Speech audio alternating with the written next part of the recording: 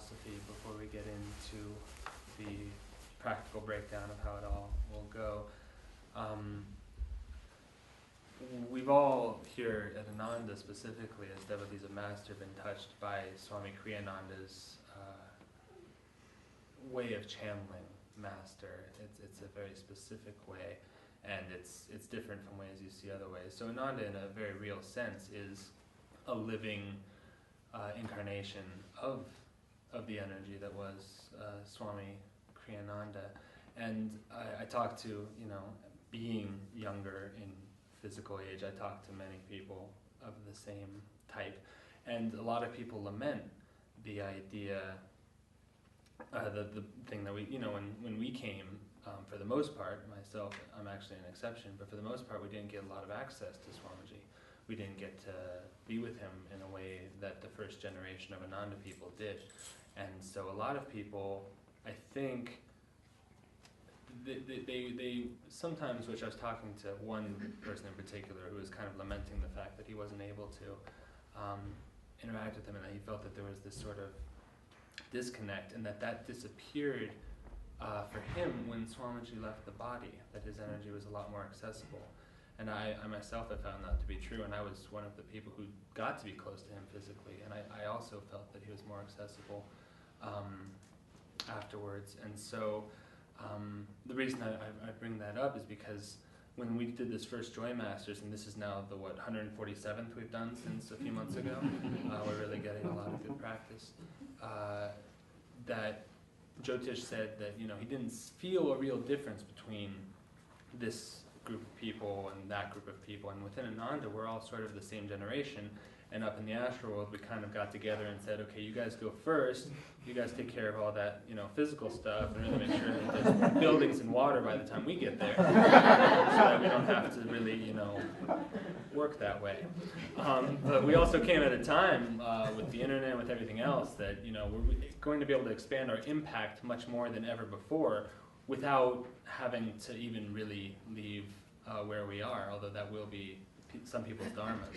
And Swamiji, the other reason I brought him up is he was very aware of the young people that were here towards the end of his life. He was very aware of how many there were. He was very tuned into those things. Even though we didn't get a lot of time personally with him, he was very aware. And I remember one time specifically, although I'm sure he said it many times, and I heard this through somebody, but I know this to be something that he felt just through vibration, that he felt that Ananda, the future of Ananda was in good hands. And that's a slight paraphrase, but that is basically what he said and what he felt. And it wasn't that he saw, a lot of us, especially even a few years ago, weren't nearly as well, I'll speak for myself. I wasn't nearly as strong on the path. I didn't have as strong of a practice. I wasn't as, as committed. Every day you get a little bit deeper in the teachings, and that's just how it is. But he still saw it then, because he saw the potential at the beginning. He was always a visionary. He was looking much farther down the path. And so these Joymasters things, I love actually how many people are coming. It's really amazing to me every time I come that there's so many people coming to support this, because I think it is not just what it is. On the surface, it's us practicing public speaking, it's us practicing communicating the teachings, which are very real things, they're very important. But on a deeper level, it's us getting the energy moving, the energy that Swamiji already saw. We have to start to materialize, and this is a very, very important part of that. And you can feel the energy of it. I think that's the reason it's magnetized such an amazing group of people month after month, is that there's a real presence here, and that's Master, and that's Swami. And so everyone who speaks this time and has spoken before and will speak in the future, remember that A, doesn't have to be perfect. I'm the first at that. I can't prepare, and so everything that I'm saying, even now, is only thought of about 2 words before I said this word. And now I'm thinking of that. And that's basically as far as I can go. It's just not something that I'm good at. But I think it's the energy, and with everything in the path, it's the quality of energy that you bring to it, and the enthusiasm, and even when, let's say, I make a fool of myself, it's energy moving in the right direction. And we won't maybe all be speaking publicly, but I think a lot of us will be, because we're the group that's going to have to really take this on the road, physically, through the internet, through all sorts of channels, and we've got long lives ahead of us. We came here in our 20s and 30s for a reason, because we have a lot to do in this lifetime, and I think that this is a really important first step. And I'm really glad that we all get to do this together. I want to specifically thank Kalidas and now also Sambhava for really wrapping their magnetism around this and making sure that continues, and also, of course, Savitri and Sudarshan, who have been also helping to guide it with the experience that we so desperately need. So thank you all. Today we'll be having 2 10-minute talks again, as we did last time. Those will be with Prashad and Sumitra. And afterwards, as we tested last time with yours truly, we'll be having gentle critiques from, interestingly, Kalidas and Sambhava. I don't know how they were picked. The people in charge here.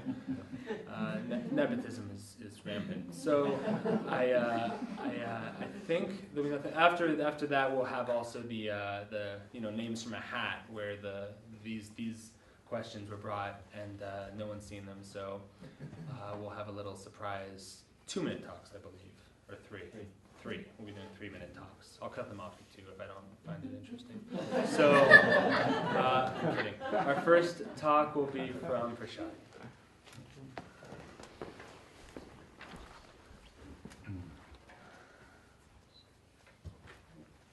Hi everyone. So tonight I wanted to talk about I had 3 parts in mind.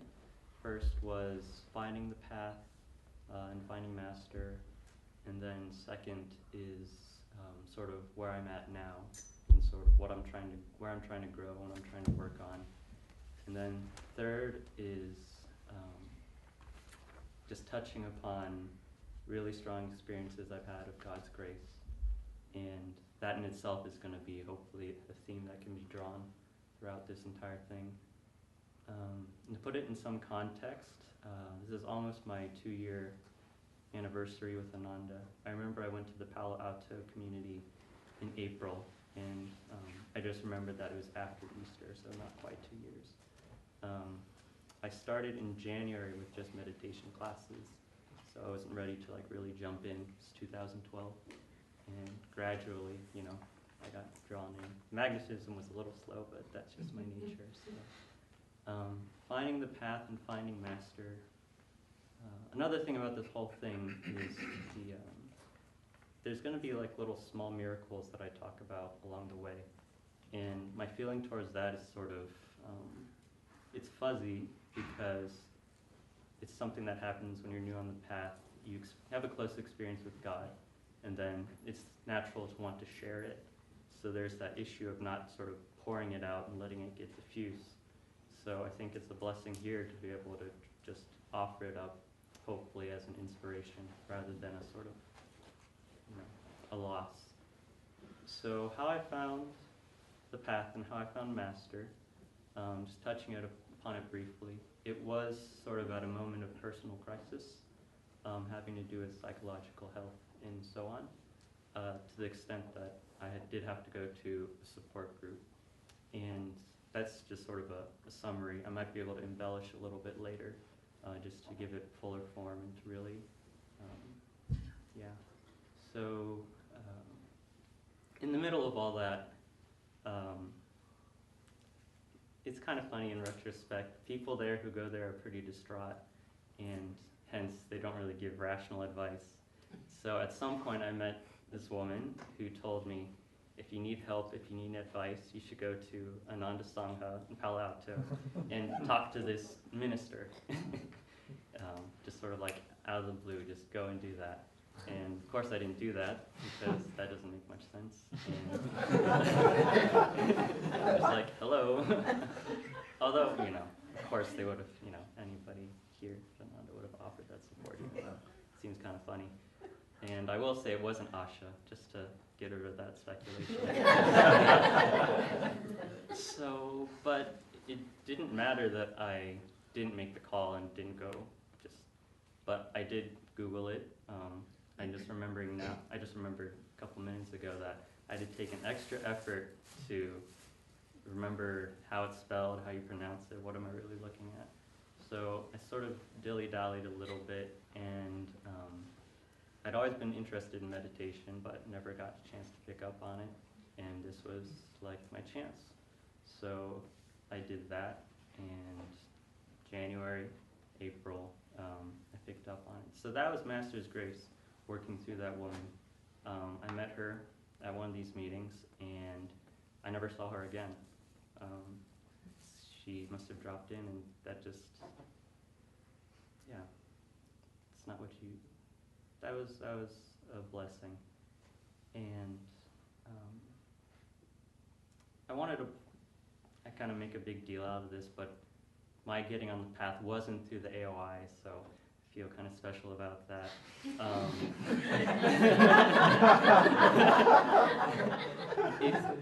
It couldn't have happened because actually it's hard for me to concentrate and read and stuff. It's like mind all over the place. But it did play a special role at some point early on because I got a few rare opportunities to actually read it with like a decent amount of space and peace. So it was going home to a friend's wedding. So I got up to where the chapter I meet my guru. And this was like a weekend or two before I was going to take discipleship ceremony. So there was like just that nice little stopping point there. I'm like, this is nice. I'll stop here, take my vows, and then go back after, pick up. So that was just sort of another little blessing. And I had another experience that I like to relate back to Master. Just what Master and Swami experienced in terms of becoming a disciple. I don't think I have enough time to go over all three things, by the way.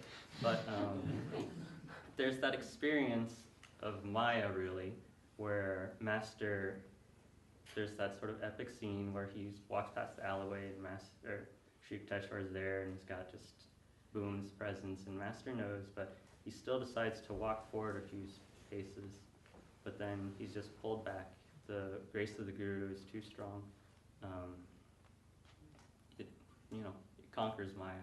And I guess Swami experienced the same thing, but it took me a while to figure that out because I didn't read the path for a while for the same reasons, but just him seeing the AOI, taking a while, trying to buy a different book, just holding off on that, going back and reading it, but then finally getting drawn back by the Guru's grace again.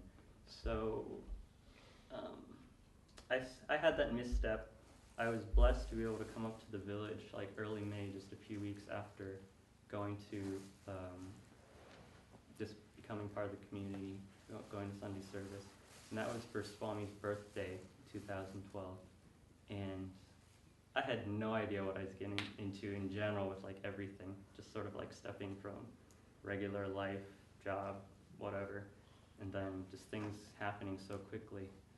So there are two parts to that event that I wanted to share. One is just this thing of, I kind of wander around a lot at random times, just like whenever there's spare time. So one of those was, I was at the EL front desk, and I think Swami was just pulling up, and like people with him, they're ushering him in, helping him out, and like he just comes through the lobby, and I'm staring right at him, and I'm just like, whoa. Because that power's there, and of course being drawn in and just having that understanding of who he was. But I was nervous. In general, I can be a little nervous in sort of meeting people situations or whatever, but just like I hit that wall and I just like turned around. Like, some people would go up and meet him, but there's that there. But Guru's grace is too strong. Later that weekend, there's Swami's birthday, and it was here out in the Crystal Hermitage Garden. I guess it was his last birthday here, and it was beautiful. Hundreds of devotees people who came all over the world just to experience that and have that song, and the cake was good. And the way that I've always felt it to be was like I compared it to a scene out of the New Testament. It's like, come gather round, there's just that magic there. And just having sort of that spiritual magnet at the center of all this sort of joy and really elevated feeling. And, you know, we all lined up and had our darshan, and those are sort of the highlights of just getting on the path. Quickly, I'd said I would talk about sort of what I'm going through now. So I moved to the village like 4 months ago, and it's like a total transition, and it came sort of by surprise. I took brahmachari vows like in October, and then 2 weeks later, Indra emails me saying, hey, do you want to be part of the web team? And this whole thing just opens up. When I took vows, I didn't expect my life to really change much at a practical level. Life was sort of at a steady pace, part of the community. The farm's going on, but still, my life wouldn't change. I'd be wearing the robes, but it was more as sort of a celebration, sort of adding strength to the community, rather than totally reorienting my life. I'd always sort of had the inclination and sort of the nature of a renunciate, such that the vows, they already felt like my nature. But with this opening, like, here I am now. And all to put it into context, there's something, divine friendship is really important right now, so God bless you all.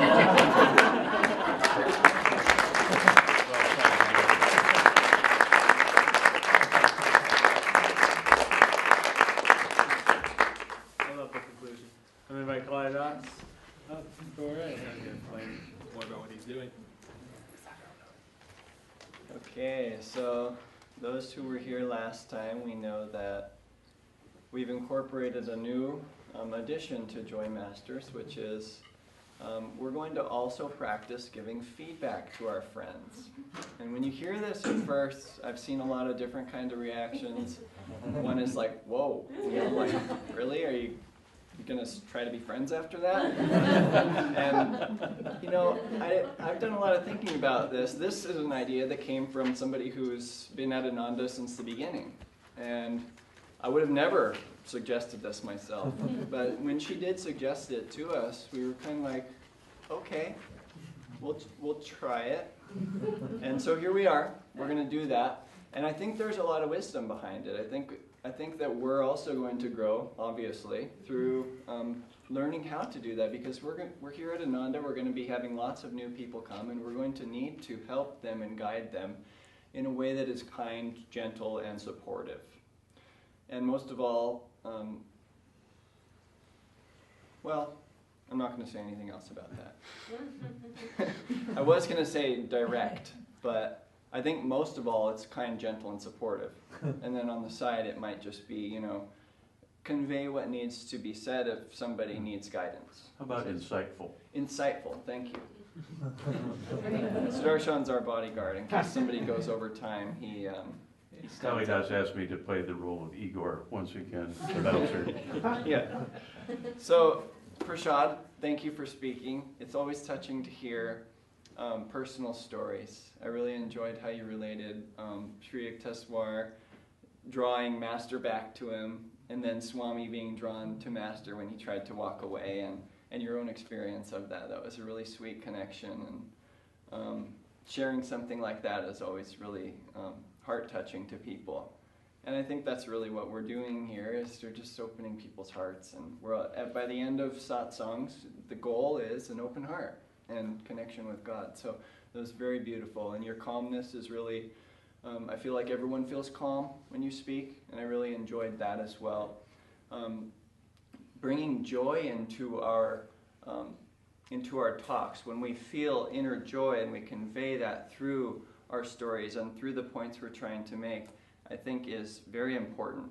And I think you have a very brilliant mind. It seems like you have so many ideas you want to convey, and and sometimes they want to all come out. And that's how I feel too. It's like you have so much inspiration, but sometimes when you only have 10 minutes to simplify it, it's hard to do. And I'm only saying this because I experience it.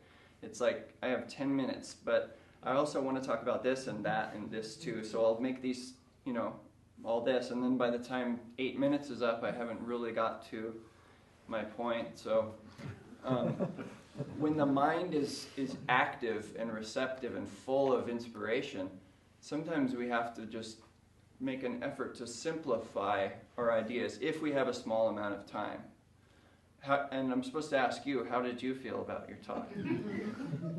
Good. It was great. I really enjoyed it, and I think that as we continue to practice and as we continue to share in programs and little things, all those little things, like how to plan it and how to simplify it and how to plan for a half hour or for an hour or for only 10 minutes, will come naturally.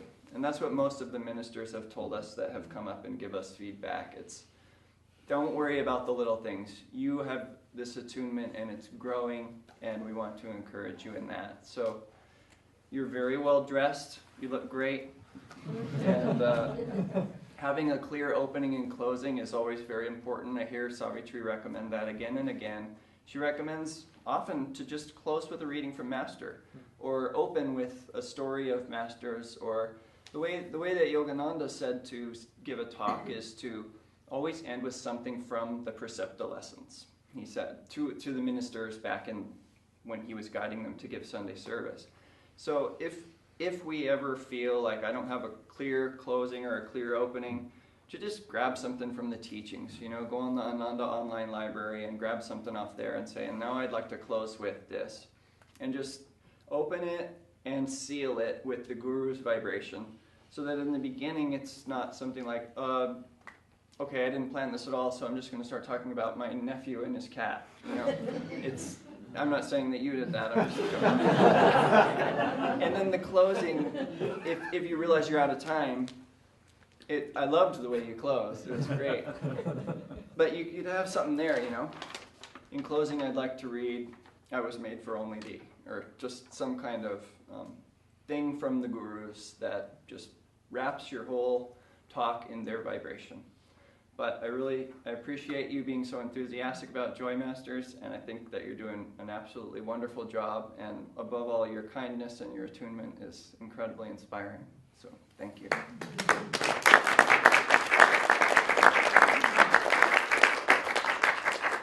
Sumitra, you for 10.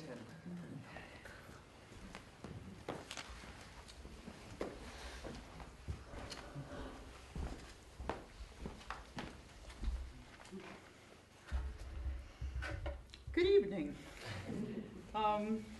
Today is 2 days after my 6th anniversary at Ananda.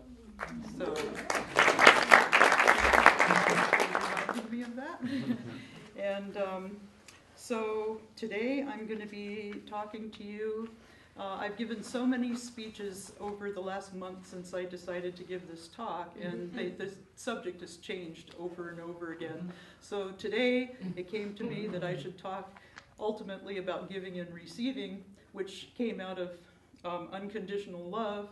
And so to start with, I want to tell you that when I was in 6th grade, our family moved, and we moved in the middle of the school day, in the middle of the school year, in 6th grade. So the teacher thought that a good way for me to get acclimated to a new classroom would be to make me the campaign manager for another girl running for president of the school.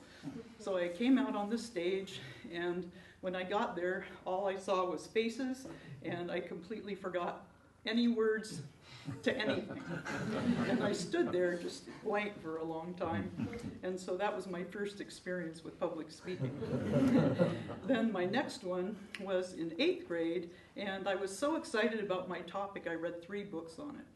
And after I read the 3 books, I was supposed to give a 4-minute talk, and that talk was 30 minutes. So today I'm going to try to only talk for 10 minutes, which I probably have used up 2 already. The next thing I want to say is that I have a job that I've been doing since 2002, and it's seasonal, and I talk to parents all over the United States about their children and their struggles with reading. And with reading, there's not like one way to get better at reading when you're in elementary school. You need to have a good sound phonics foundation. You need to have fluency. You need to concentrate on how to be better with comprehension, and you have to learn how to enjoy reading.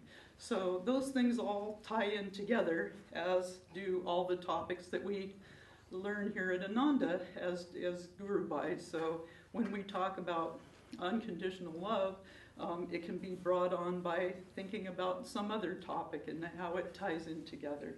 So I was going to talk about unconditional love because my daughter and I had a very kind of, at times, stormy relationship, as a lot of mothers and daughters have. And when I went to live at Chandi, she came to visit me one day, and we had another one of those things where I kind of had to tiptoe around what she was saying, and she had to tiptoe around my reactions, and it was just the usual. And I made the commitment to myself after that visit that from that day forward, I was going to treat her with unconditional love no matter what. And it's something that I might have thought I had been doing for 29 years, but I really hadn't given it my all.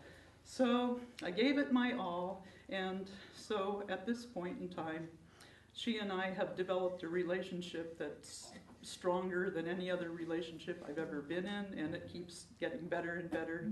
So I just encourage any of you that either want to make a relationship with somebody that's not the best relationship it could be, to just zero in on unconditional love, and the giving and the receiving that you get from that experience is really totally worth it. So I have one other story that I want to tell, actually 2, but I'm going to hope for 1. I think it's going to be 1. And it's about my son. And when he was 14, something happened at his school that really touched him very deeply. And he asked me if I'd be willing to drive him to a funeral of one of the kids in his school who'd gotten shot and killed. So rather than saying, oh, it's too far, or it's not something that I want to do, or something like that, I just had to zero in on that unconditional love and take him there. And this story would be much better if I could make it longer, but I'm going to summarize it, is that some things stood out in that trip. One was when we got there, I just watched him looking down into that big hole in the ground that box was going to go into, and I could see something processing in him that was like so valuable to me to witness. And then after we left the cemetery, he asked me if I would take him to the reception, or whatever you call it, that you go to back at the people's house. And so we went there, and I got an even better gift from him, which was that he and the mother of the boy, and my son was the only child there, he was 14, and everyone else was an adult. I looked over and I saw my son giving this woman the biggest hug I've ever seen 2 people give one another, and they both had tears streaming down. And the fact that he could give that to her, because I gave him the gift of taking him there when he was too young to drive himself, and then to top off that trip, he wanted then to go find the place where the accident actually happened. So we drove all over this town and found the place, even though it wasn't on the map. And we got there, had to have been through intuition. We found this fire hydrant all decorated with flowers and things. And so he came back to the car and he said, I didn't bring anything to put on the fire hydrant. And I just looked around the car and I found 2 little pieces of candy that were wrapped in paper And I said, why don't you go put these over by the fire hydrant? He goes, really? And I said, your friend Eric is going to know that you're there giving your heart to him for what happened, and he'll really appreciate it. So he took his candy, went over to the fire hydrant, he put it with all the flowers, and he stood there, and you could just see him, again, processing this whole thing. And then he said, okay, I'm ready to go home now. And we'd been there for like 8 or 9 hours through all this. And it was such a gift to me. And so it came on from the unconditional love that I had for him and taking him there, and the giving and receiving that we both were able to get from that experience was really huge. And so one last story, since I see I do have time to tell it, was that I had a cat who was sick in the middle of the night, and the cat had never been sick before. It was under my watch. And my next door neighbor is 83 years old, 84, and when I called her to tell her that I was trying to find a place to take the cat in the middle of the night, she not only said she'd come with me, but she said she would drive. And we took the cat to Roseville, and it died on the way in the car. And just her unconditional love for me and the situation, to be willing not only to take me in the middle of the night, but to actually do the driving, I thought was huge. So I just kind of have a little storehouse of these stories that have influenced my thinking and my feeling about giving unconditional love and receiving love from others. And so I just wanted to share those with you, and hope that my stories might inspire you to go to places where you can, give and receive unconditional love to others. And amazingly enough, I didn't talk for a whole 30 minutes like I thought I might.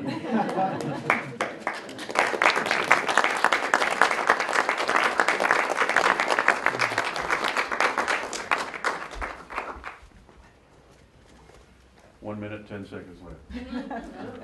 I'm not going to use the invite Sambhava to come and give that afterward. Thank you, Sumitra, for coming and sharing. You've come quite a long ways from that first public speaking event. Walking out in front of everyone, that can be pretty hard, but here you came up here and bravely stood and spoke, and you did a great job. I most enjoyed your stories. They were beautiful stories. Really came from your heart. I mean, when you speak about love, you could feel it. I mean, the story with your daughter, I've seen you guys interact, and I don't think I'd ever would have thought you guys had such a troublesome relationship, because it always seemed harmonious every time I saw you guys together.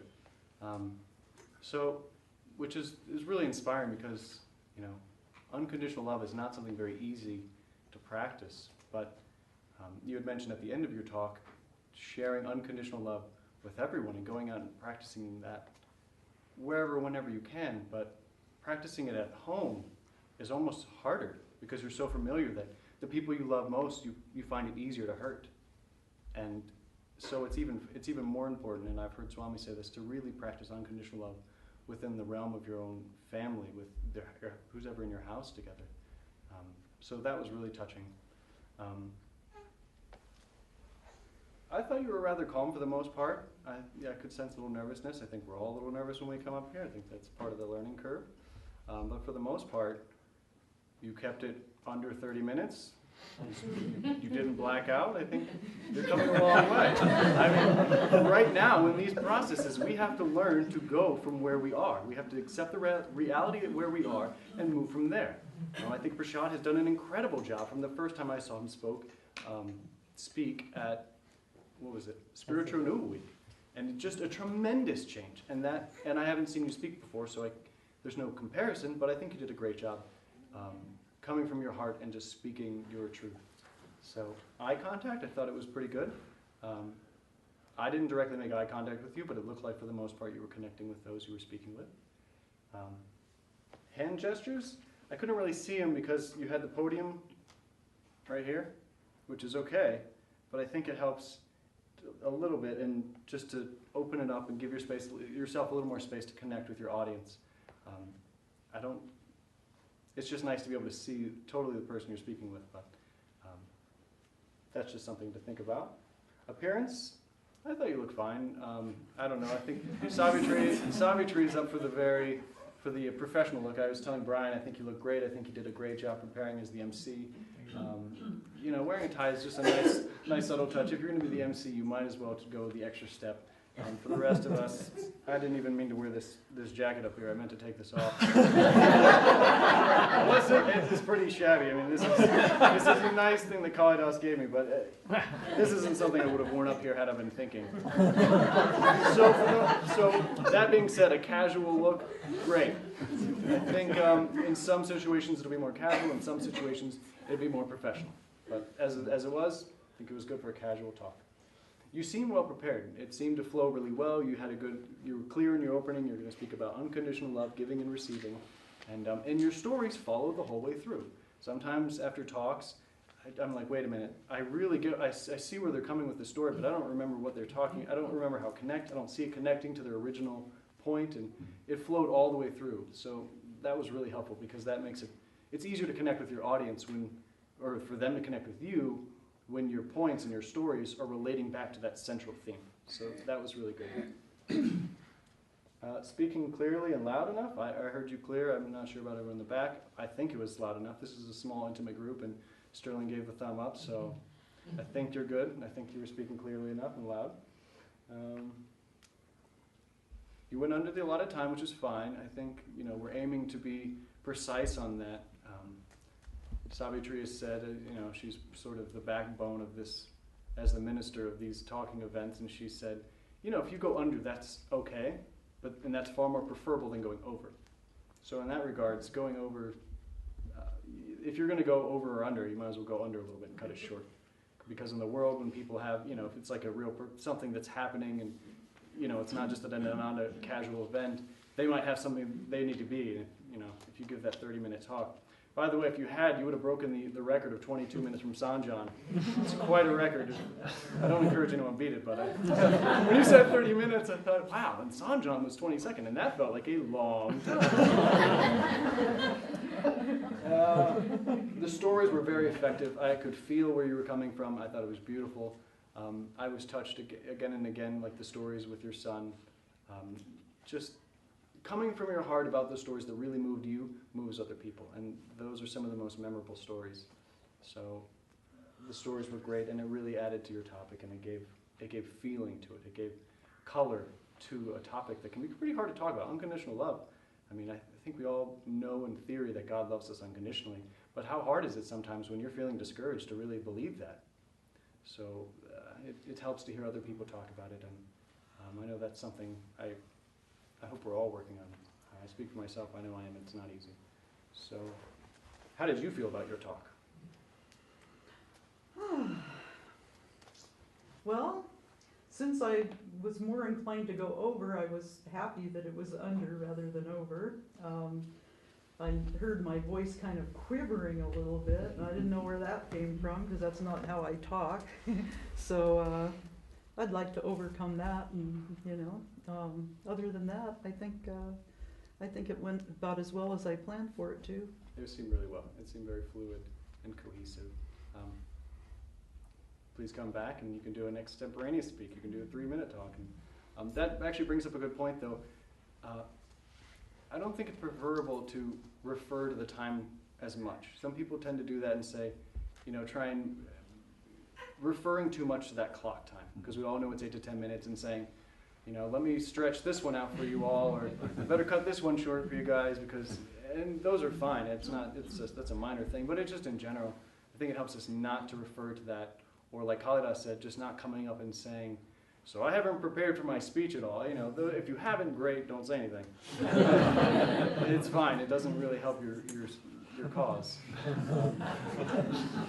I don't know the word Bryan used, nepotism. What was the word you used? It's when you sort of hire within the family. So the two people running the show are also the people, coincidentally, who are the first two. See, I didn't know that word, but I could see where you're getting at. And there was We were being the guinea pigs. We were trying to help you all because it is a little strange to give feedback to your friends, and you want to do it gently and you want to do it sensitively, but also encourage improvement. And I gathered from your first time public speaking, and a couple other times after that, you come a long way. But whoever it was, I don't know who had the idea to.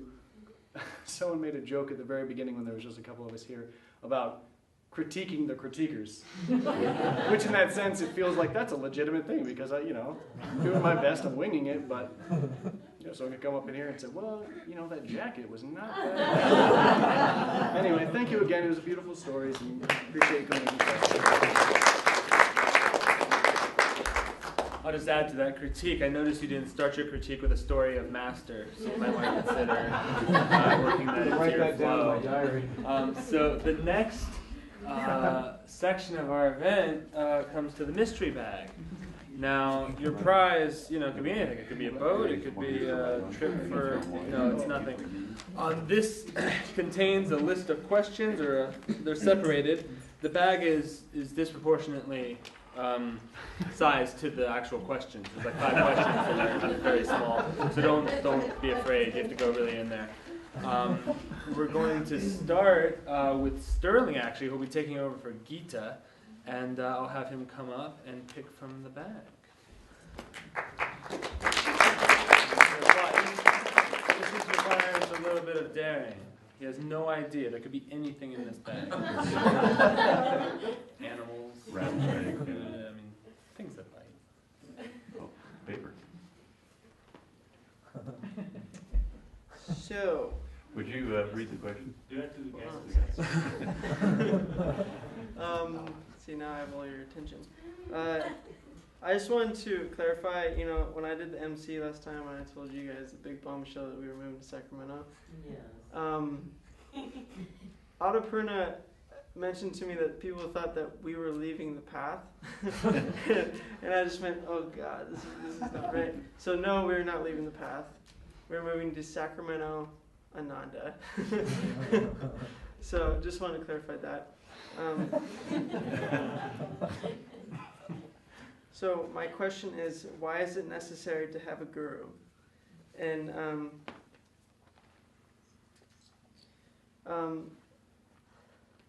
when I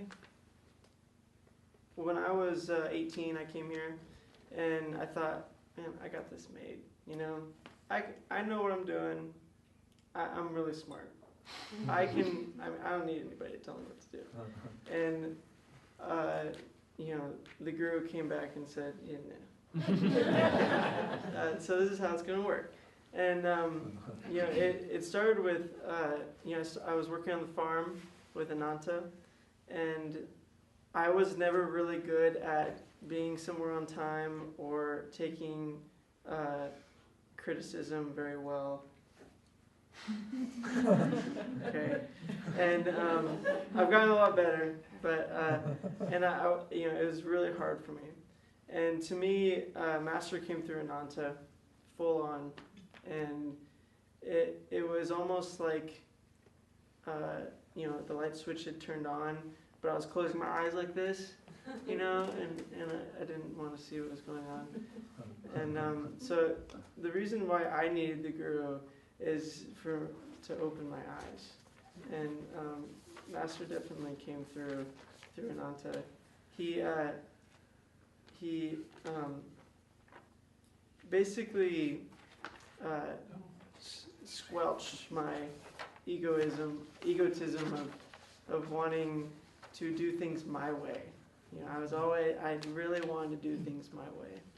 And when you come to Ananda, you don't always get your way.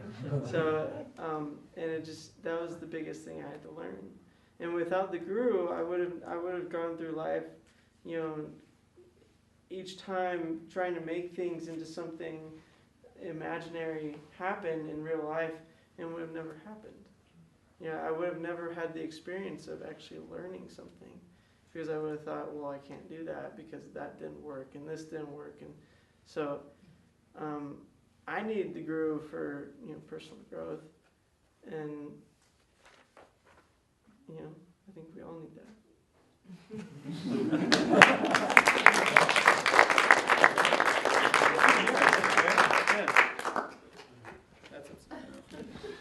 This bag was actually brought handcuffed to Kalidas' wrist to ensure proper delivery that no one would be able to see it. Our next speaker is Indra. I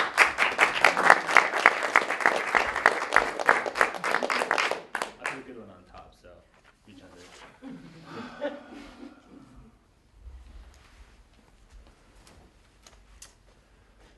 Spiritual art of fly fishing. Well,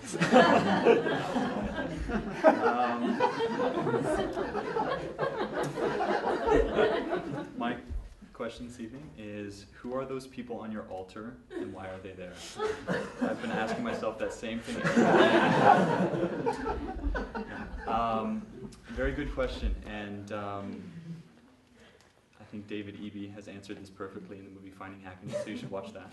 But for me, the people on the altar are symbols of what this path represents and the consciousness that we are each individually trying to attune to.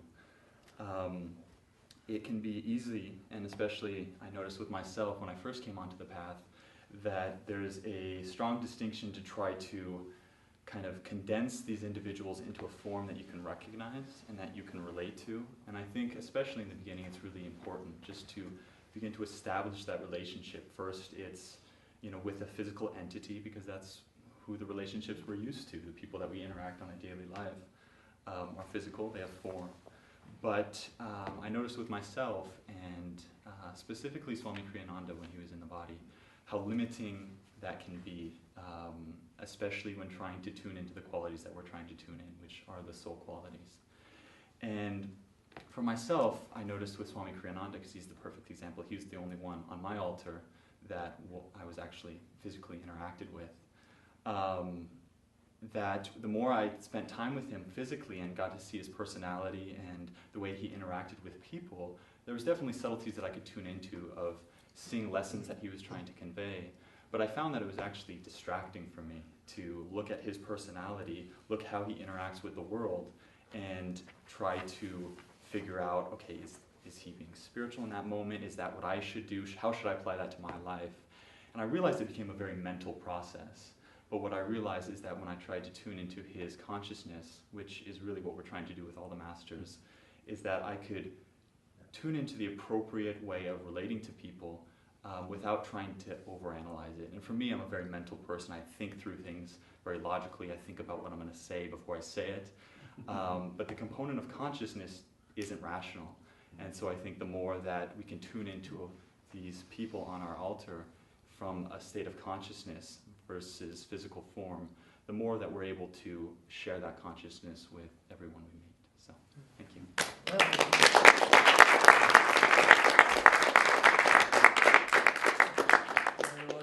I'll ask Vajra Pranam to step up.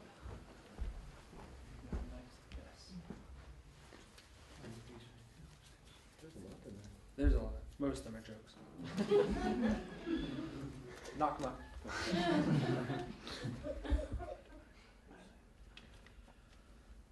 What do you mean when you talk about your Divine Mother? Well, what I can say, what I mean when I speak of my Divine Mother is both the female entities that I have been surrounded by, mostly my own personal mother. I'm sure that you have yours too. But Divine Mother is something that I've been able to understand from living in a different community that is a green Tara, which is a physical manifestation that is here on earth and lives in the vibration that exists between you and I, between all things that interconnect us all, like a web. Maybe you remember in elementary school how you connected the grass to the bunnies and the bunnies to the foxes and the foxes to the wolves. And there seems to be this interconnected web between each and every entity that there is.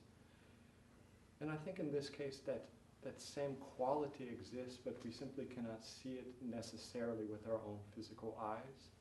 but can begin to feel it on a much more subtle and deeper level through meditation and yoga techniques. So when I speak of Divine Mother, I speak of the unseen that has many times manifested as seen, from vibratory essence of what I can't wholly understand into something that seemingly has guided me to be here in this moment, right now, amongst you, amongst the masters that I hope to be able to feel. But it is about feeling, and I think many times Divine Mother is not a thought process, not a scene, but the subtlest level of feeling. And within that feeling comes a joy and from a greater understanding of life and what it is about. Thank you.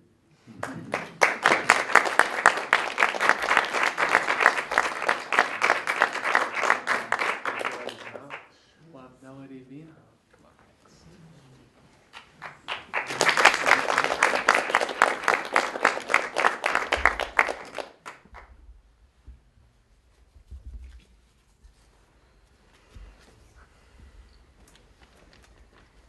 This is describe a walking meditation. Okay, well, it's a walking meditation. What is meditation? It's communing with the divine within and recognizing that presence. And so walking meditation is an outward form of that inner silence. When you're meditating, you're fully aware of your breath, of the spiritual eye, of your heart, of devotion, and if you can translate that to walking or into your daily life, it's connecting the dots. The more we can do that, the more our meditations are deeper. If we can bring that presence into our life, and it can be a formal practice, walking with Master, with God, with Divine Mother, feeling that your footsteps are touching the earth, and there's this connection, feeling that the wind is your breath, feeling that the grass is blowing and you're a part of that, just really connecting with each moment and being in the moment, releasing the past, releasing the future. These are things that are really important on the path. Just meditating, just sitting in meditation is vital, but it's one part of it. We also have to live it and bring it into our daily life.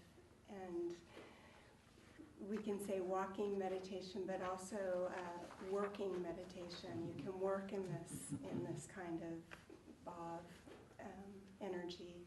You can communicate with others with the same kind of divine, touching the divine, and it's about remembering.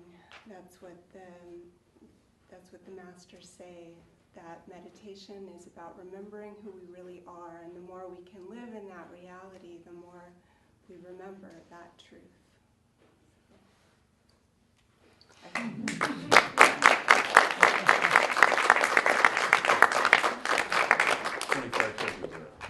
Well done. I'd like to ask Brandon to jump up next.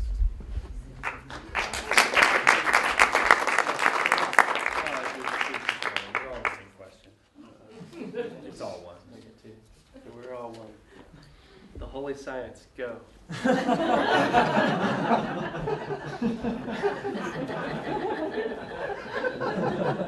Time starts now.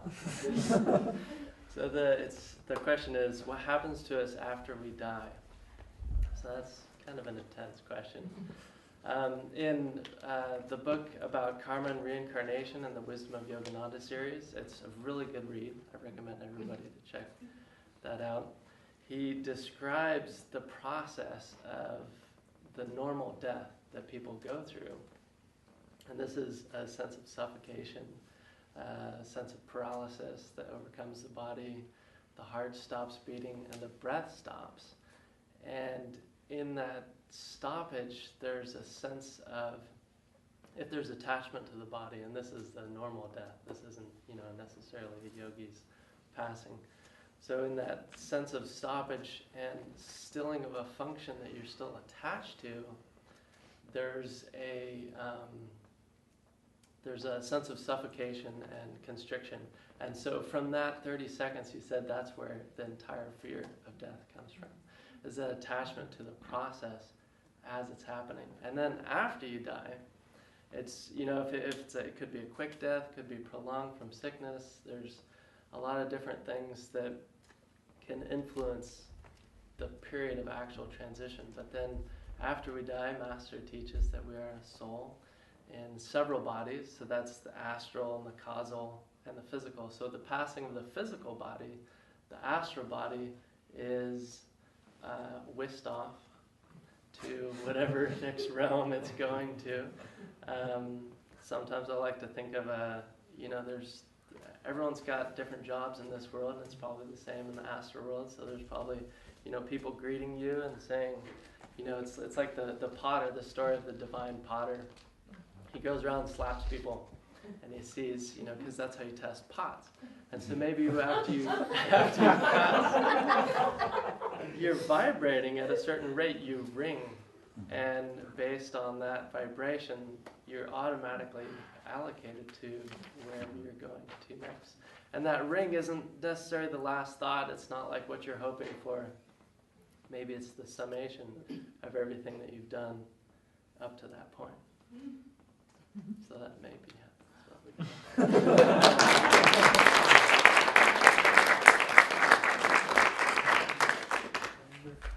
Sambhava, would you like to do it?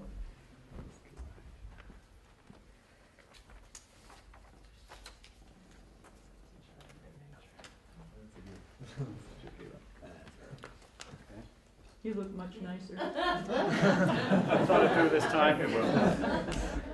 So, what is a yuga? That's a big one.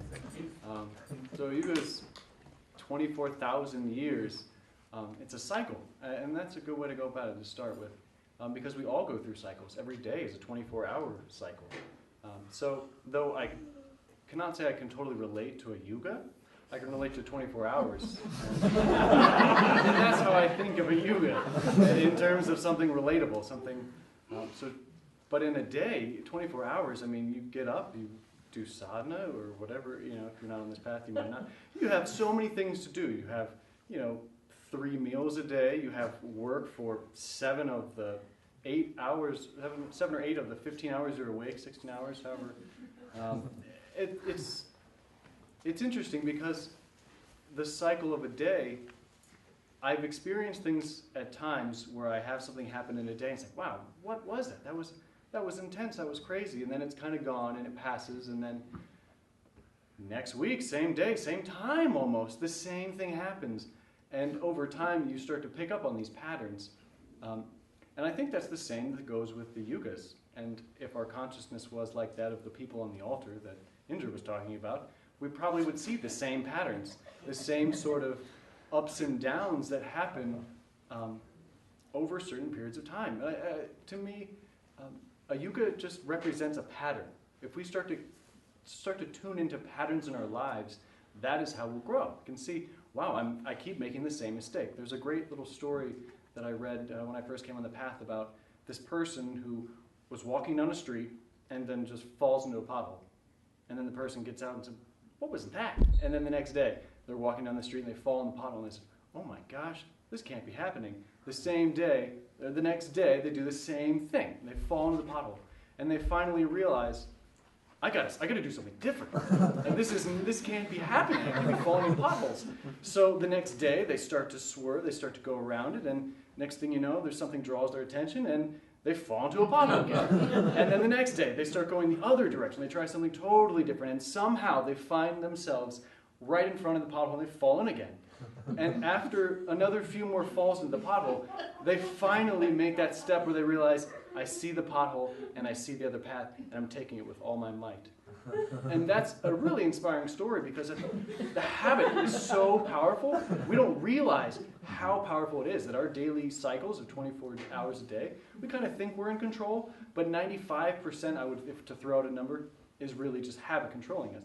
So if we really put out that little bit of effort moment by moment, day by day, we begin to see that there's the pothole, there's the mistake, there's the pattern. And if we really pay attention to those patterns, we can change our lives.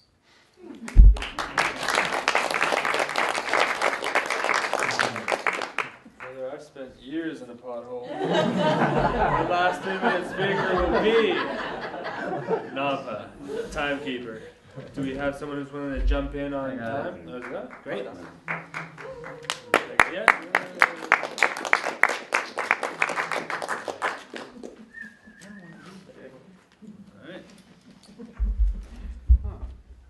Well, this is a good topic. So what is the meaning of the term self-realization? So, someone once asked Master, or said to Master, I'm really drawn to this concept of self-realization. But they came at it from thinking, yeah, myself. I really want to realize myself because I'm so cool. Like that type of thing. And Master said, I helped expand her approach to it and see that, no, actually it's the self that we're trying to realize is the same self with every one of us. It's not a self that's unique to you, although you have a unique expression of it. So, let's see. So what does it mean? Well, the consciousness of a master, if you think of a master as someone who has realized who they truly are, we can't really understand what it's like to be them. It's like an ant. We're lying down and there's an ant crawling on our toe. And it's like that ant wants to know what it's like to be us. It can't really. It's a pretty different reality. And that's we'll find out eventually, so it's not to put us down. Self-realization is knowing in all parts of body, mind, and soul, as Yogananda said. Realizing that you are one with God, you always have been one with God, and that all we have to do is increase our knowing. So, thank you.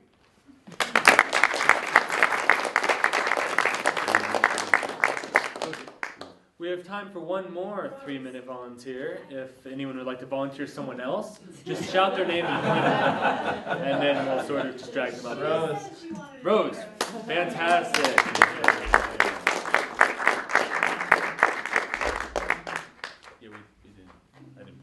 I didn't really say I wanted to turn, but Oh, somebody else I'm gonna volunteered. go for it. It's been tricky. I got an easy one compared to some of these other hard ones. What did Yogananda mean when he recommended plain living and high thinking?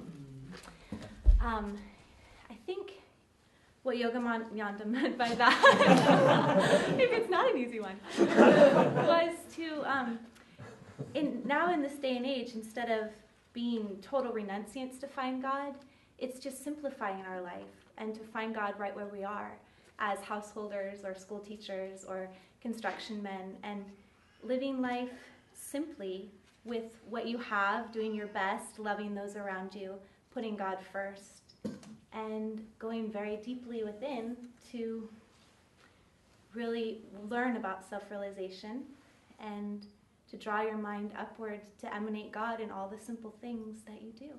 And you don't have to go to a cave to do it. You do it right where you are with each breath, each commitment, and each thought. That's what I would say.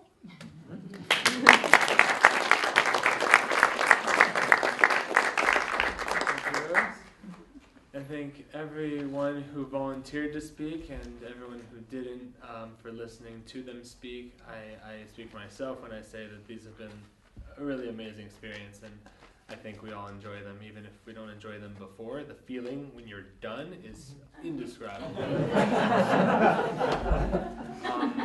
I draw everyone's attention briefly to our guest ministers, Nayamswamis Durga and Vidura.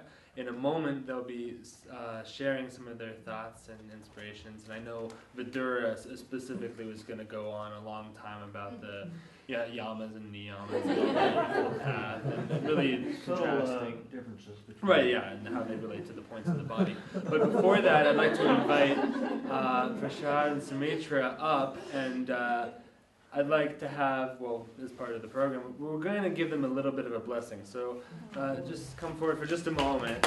It takes a lot of courage. No, yeah, keep going. I'm going to make you stand here awkwardly while I talk more about it.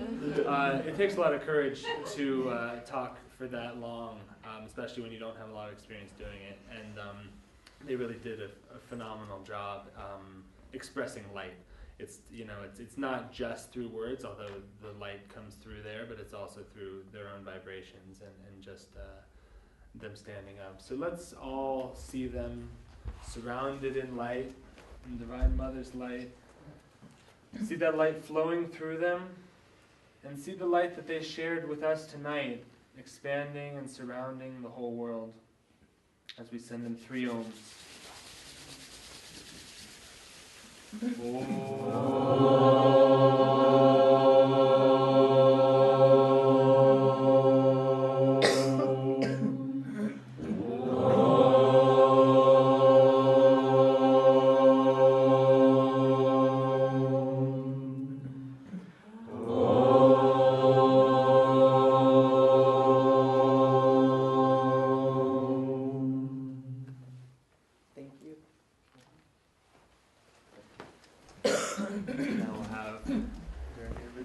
Share any thoughts they'd like to share. Oh, yeah, either way. I did tell him to do one at a time, but I lied. Okay, so I'll go first because I think I'm going to speak less time here. So what we thought might be fun is to talk about what could happen to you when you're a public speaker that you might not expect. So we're going to tell a couple stories, true stories that happened to us. And the first one I want to share is actually a story about Swami Kriyananda and what he did one time. So, excuse me. Yeah, I'd love to have some water, thanks.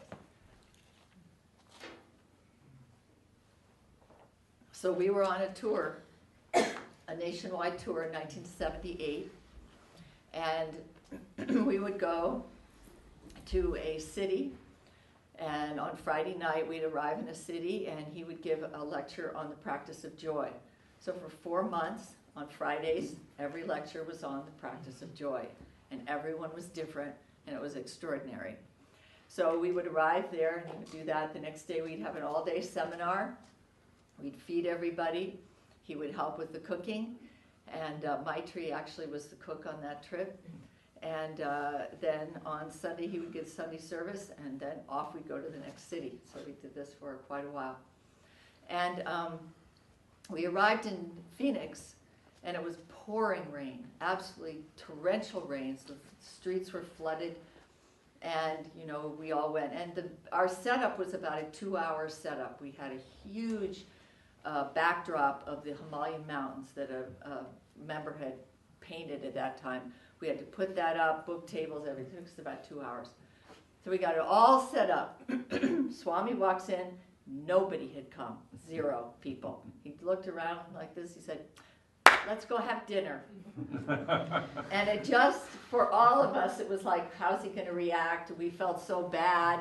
No, he just absolutely took what Divine Mother gave him and did the next thing, which was fantastic. We had a great meal, but it took us a while to get it all down.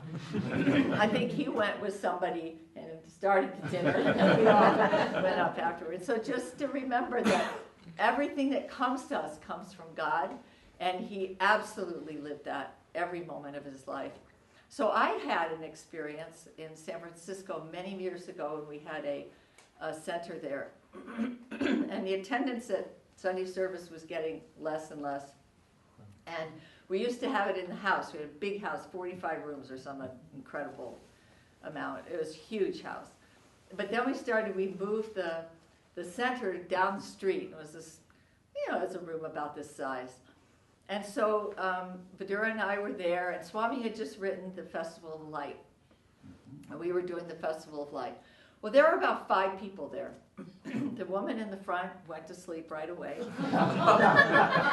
And then there was just a smattering of people around.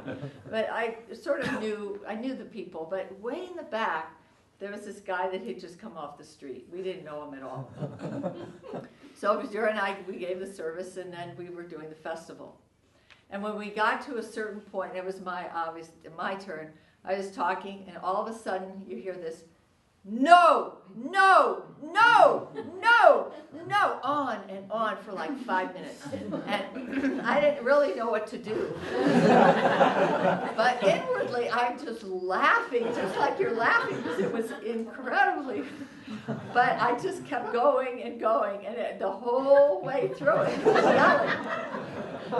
So anyway, that's just things that can happen. He had persistent. He just went through the whole thing. But just to remember that these things can happen, and the best thing to do is, again, just remember that everything comes from Divine Mother, and you just have to sort of try to not take it personally. That's my story. Vidura's got a couple.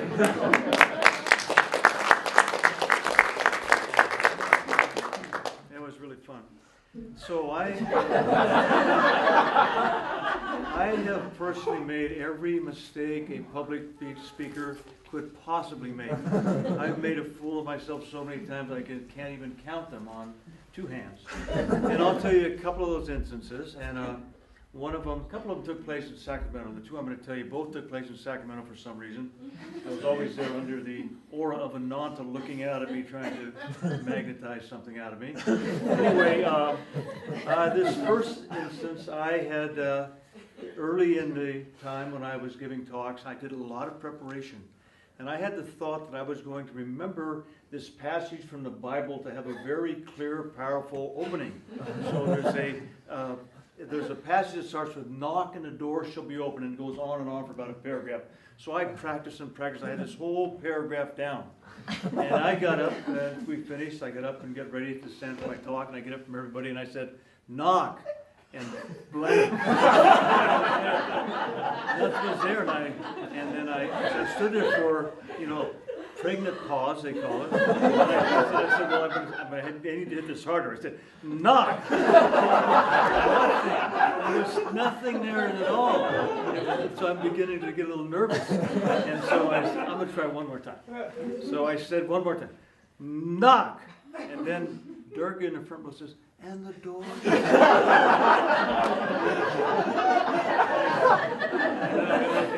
I went on.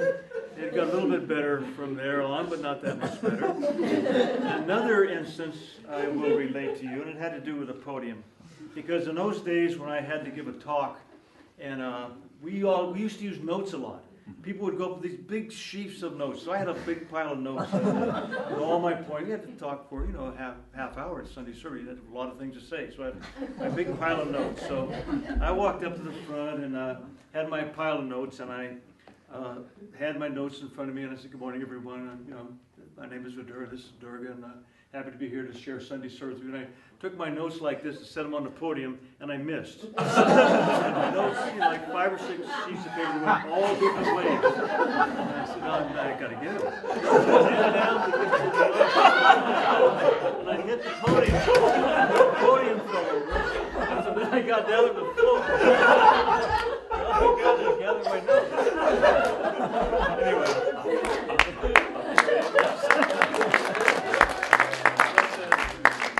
The point of these silly stories is that as many goof-ups as you make, the audience is going to support you. You're talking to devotees, you're talking to Ananda members like we are tonight, who are wishing you well. You can't make a big enough boo-boo that the audience won't have compassion for you. If you're nervous, their hearts are going to be bleeding for you to try to help you get over that nervousness.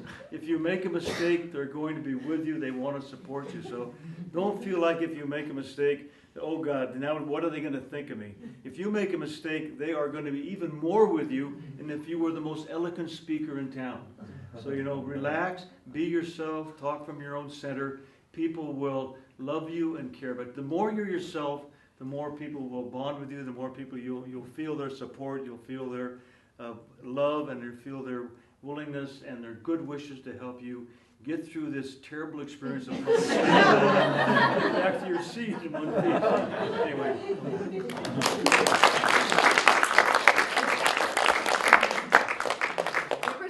To open by telling you how great you are. Yes, and you're great. We really, really believe that. You guys are amazing. These 3-minute talks you do, I don't know how you pull that out. But anyway, just everything. And we were so impressed. You are so much better than we were. So God bless you and thank you. I think you have a great work to do ahead of you. Thank you, Durga and Vidura. I didn't give a proper introduction because I know everyone knows them, but Durga and Vidura, I've known them since I was a baby, and they're two of the finest souls God has ever made. So thank you for joining us. That was our show. I hope you enjoyed it.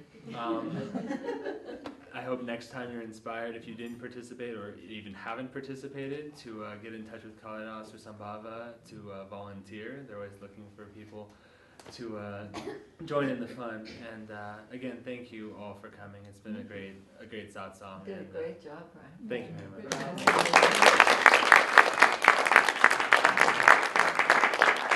So why don't we end this gathering, as we do all gatherings, by a little conversation with God.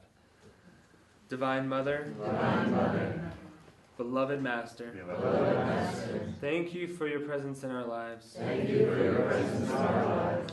And especially your presence this evening. Thank you for speaking through us. Thank you for speaking through us. And speaking to us. You are forever ours. You are forever ours. We will be forever yours. We will be forever yours. Om. Om. Shanti.